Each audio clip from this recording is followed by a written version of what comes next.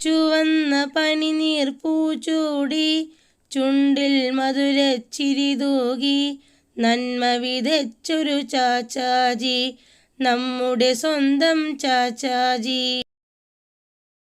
കുരുന്ന് സ്നേഹം ചേർത്തു പിടിച്ചു കുഞ്ഞുങ്ങളുടെ ചാച്ചാജി, പ്രകൃതിയെയും മനുഷ്യനെയും ഒന്നായി കണ്ടു ചാച്ചാജി. കഷ്ടതയില്ലാത്തൊരു കുട്ടിത്തം ഇഷ്ടത്തോടെ നടത്തിടണം എന്നതു ചൊല്ലി ചാച്ചാജി, നമ്മുടെ പ്രിയനാം ചാച്ചാജി.